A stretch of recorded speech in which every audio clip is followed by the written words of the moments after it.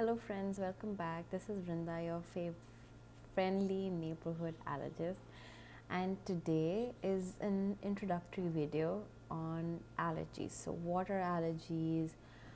What are the signs and symptoms of allergies? How common are they? And what to do if you have them?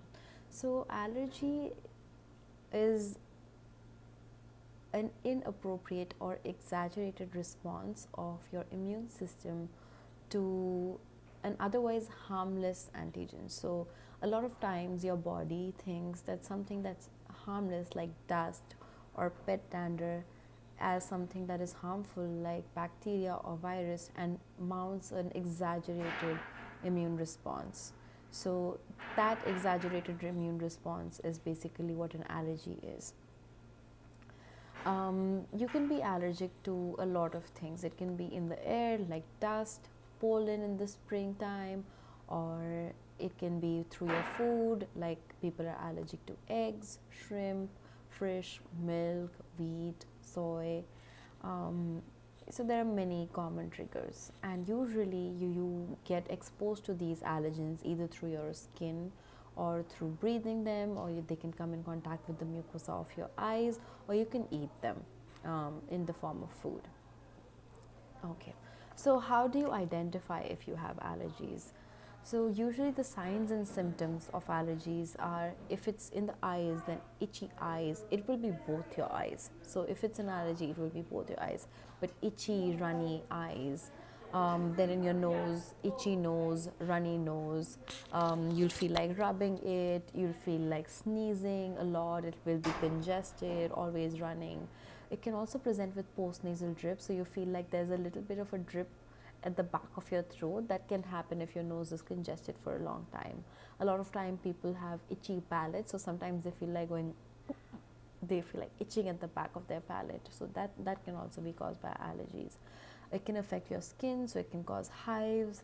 Hives are basically these red bumps that are very itchy and that disappear without leaving any marks within 24 to 48 hours.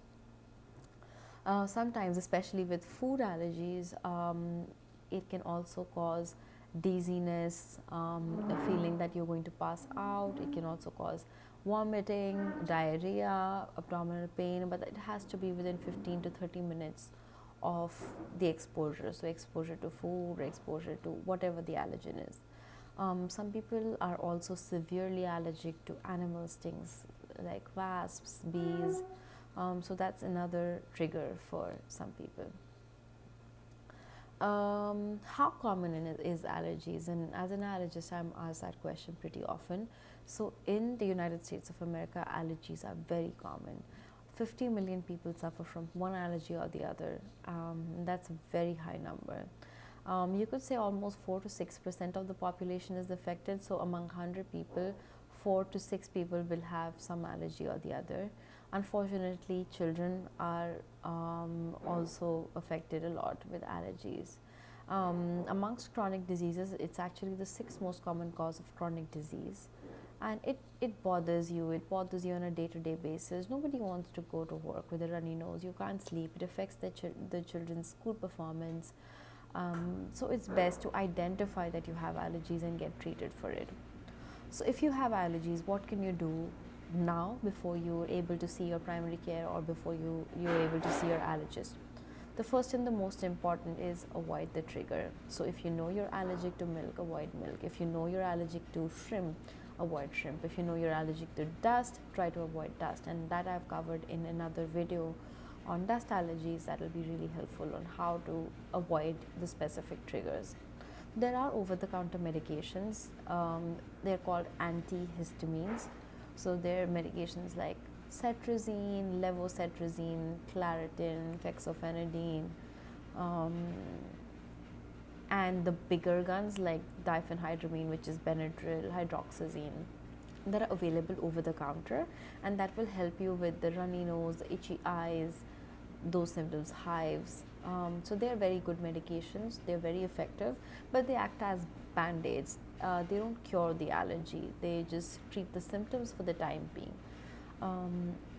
So talking about cure, there really so far as of January 2024, there's no cure for allergies.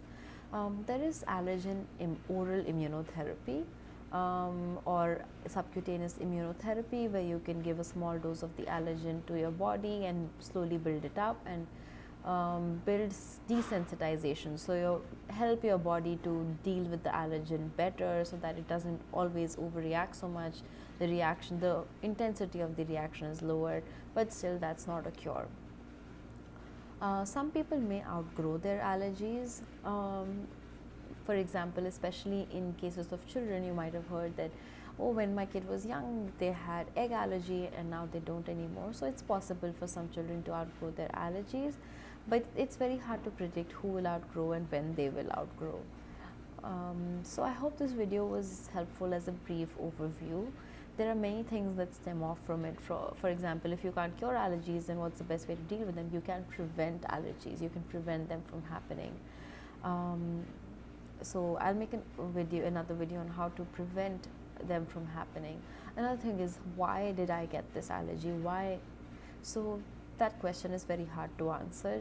It is both your environment and your genes, so nature and nurture.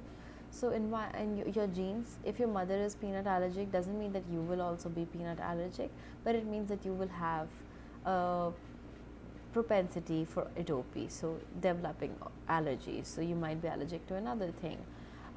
Nature, so it depends on when you're exposed to allergens, how you're exposed to them. So the earlier you're exposed to allergens, the less likely you will develop an allergic reaction to it. So we'll discuss how to prevent allergies in another video, but hope this video was helpful as a general overview of allergies.